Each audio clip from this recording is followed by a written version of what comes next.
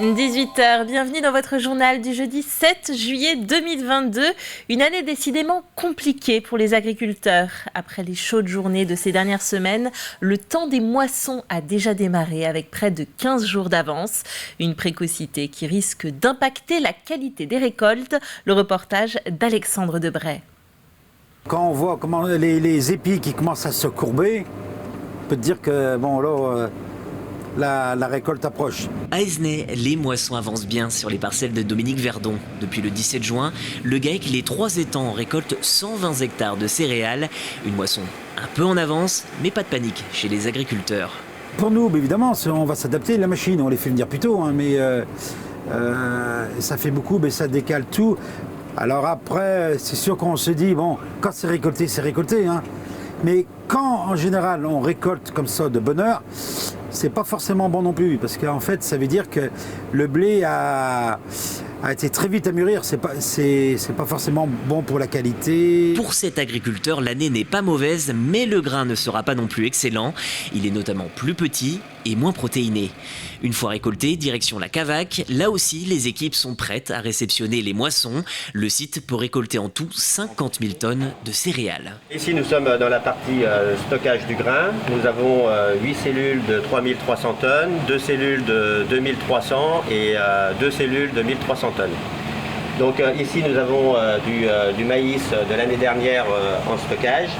Et ensuite, nous avons les cellules que nous avons préparées début juin pour la future collecte de cette année, qui a commencé beaucoup plus tôt que d'habitude.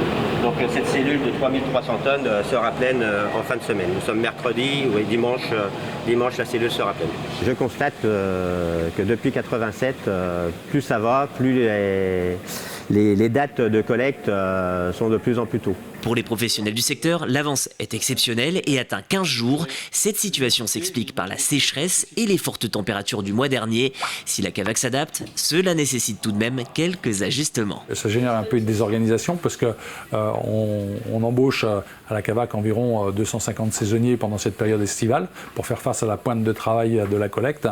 Et ce sont essentiellement des étudiants qu'on embauche après la fin de leurs études et surtout après la fin de leurs examens. Et donc ils sont plutôt fin juin. Et donc là, la collecte a commencé auparavant.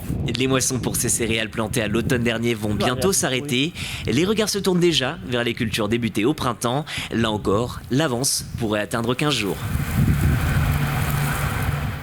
Depuis début mai, des restrictions d'usage de l'eau sont appliquées afin de veiller au respect de ces mesures. La préfecture annonce que plus de 50 contrôles ciblés ont été effectués sur le département. Ils ont permis de relever 5 infractions qui concernent plusieurs exploitations agricoles du nord du département et sur le Marais Poitevin. Les infractions commises sont passibles d'une forte amende et de la confiscation du matériel mis en cause. Des sanctions administratives seront également prises, pouvant amener à des réductions des volumes attribués lors des prochaines campagnes d'irrigation. À Chambéry, on a choisi de construire des logements temporaires pour faciliter le recrutement des entreprises. Un contrat entre la commune et l'opérateur Podelia met donc à disposition 20 logements modulaires T3 pour une durée de 7 ans.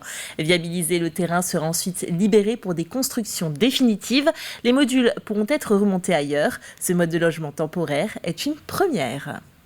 L'objectif de ce projet, c'est de répondre rapidement aux problèmes de logement.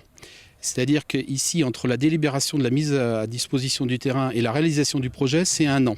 Nous, pour réaliser une autre phase de lotissement, il nous faut 2 ans minimum d'études. Et on espère que ces résidents qui vont venir dans ces maisons temporairement viendront à s'installer définitivement au sein de nos lotissements qui seront réalisés. 100% des Vendéens seront raccordés à la fibre d'ici fin 2023. C'est la promesse du département. Le déploiement avance vite, très vite même. En ce mois de juillet, Vendée Numérique annonce un déploiement à hauteur de 50%. Aurélien Huard fait le point avec nous sur ce sujet.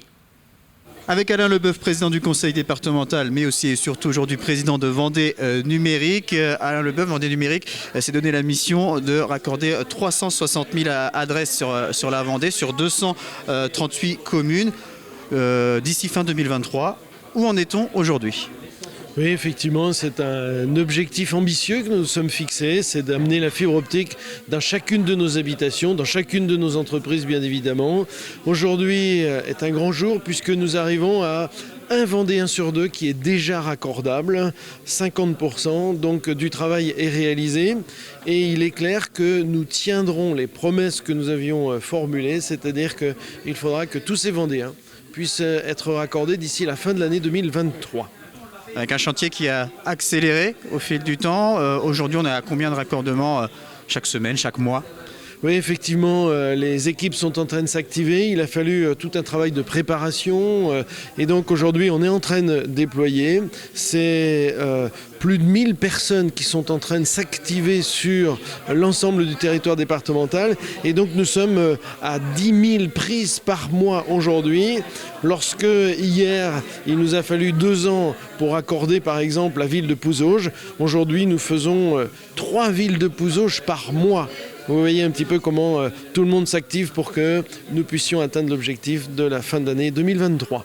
Alors vous le disiez, un foyer sur 2 aujourd'hui est éligible à la fibre. On vous a fait un point ce jeudi à la Chapelle-Hermier dans un camping qui est un exemple en fait d'une zone rurale où la fibre est déjà bien déployée. C'est le cas dans plusieurs endroits en Vendée déjà. Oui, effectivement, on a pris cet exemple de la Chapelle-Hermier où vous avez une petite agglomération mais aussi un gros village à côté et puis aussi des maisons totalement isolées. Et aujourd'hui, elles sont raccordées avant des grandes villes d'ailleurs de France. Ici, dans une commune rurale vendéenne, eh bien 90% des habitants sont déjà raccordables. C'est une belle prouesse. C'est aussi démontrer que cette Vendée que nous aimons, avec une population répartie, aura droit d'ici la fin de l'année 2023 eh bien, au même service que n'importe quelle grande ville ou métropole française. Merci beaucoup, Monsieur Leboeuf. On rappelle donc un foyer sur 2 éligible en Vendée et Vendée Numérique qui a d'ailleurs fêté récemment son 50 millième abonné et 10 communes de Vendée ont déjà plus de 50% des foyers qui sont abonnés à la fibre. Merci Aurélien Huard. 350 partenaires s'unissent pour davantage de services aux familles. C'est le principe du SDSF, le schéma départemental des services aux familles. Il mène des actions concrètes dans les domaines de la garde d'enfants, du soutien aux parents, la jeunesse ou encore le renforcement de la citoyenneté. Une nouvelle feuille de route pour 2022-2025 vient d'être signée, incluant pour la première fois l'association des maires. 30% des familles n'accèdent pas aux droits parce qu'ils ont peur d'être jugés, parce qu'ils n'ont pas l'information, etc. Les familles, quand ils rencontrent des difficultés, où est-ce qu'elles vont ? Elles vont en mairie, elles vont rencontrer le maire, elles vont au CCAS. Et donc ce relais-là, c'est le relais de proximité. Ce sont des acteurs locaux. On est très proche de sa mairie, très proche de son maire. À Bretignolles-sur-Mer, on se met en situation de handicap pour mieux l'appréhender. Pour cela, le club de tennis de table bretignolais et TGSF France ont organisé une soirée de sensibilisation au handisport. Inès Wick était présente. Sensibiliser par le sport, c'est l'objectif de cette soirée. Pour l'occasion, TGS France et le club de tennis de table Bretignolais travaillent ensemble. Fauteuil roulant, surdité, diminution de la vue ou encore un bras en moins.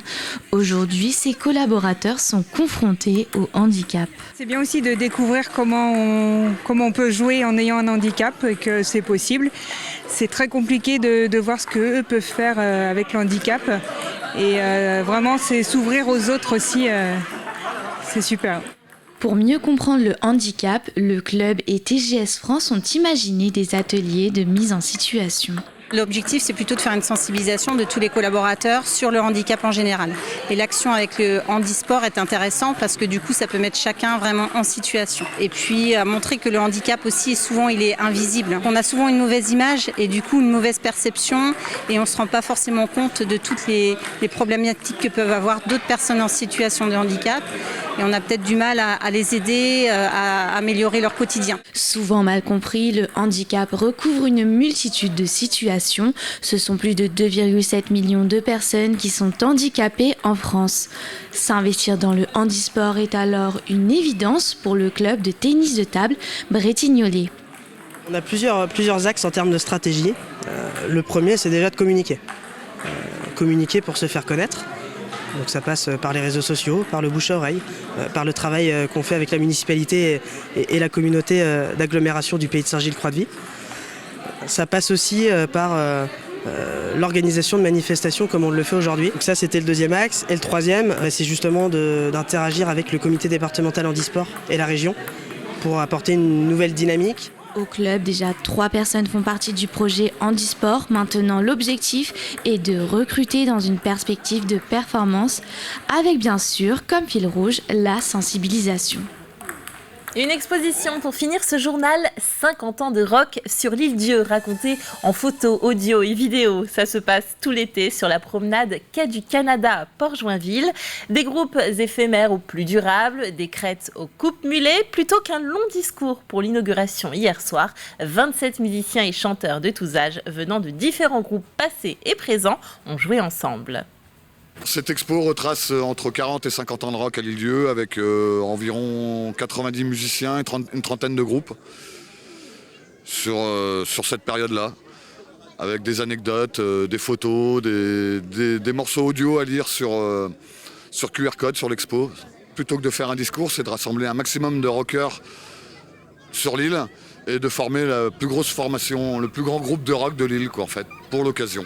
C'est la fin de cette édition. Merci de votre fidélité. Le retour de l'actualité se fera dès demain à 7h30 en compagnie de Caroline Tronche. D'ici là, passez une très belle soirée sur TV Vendée.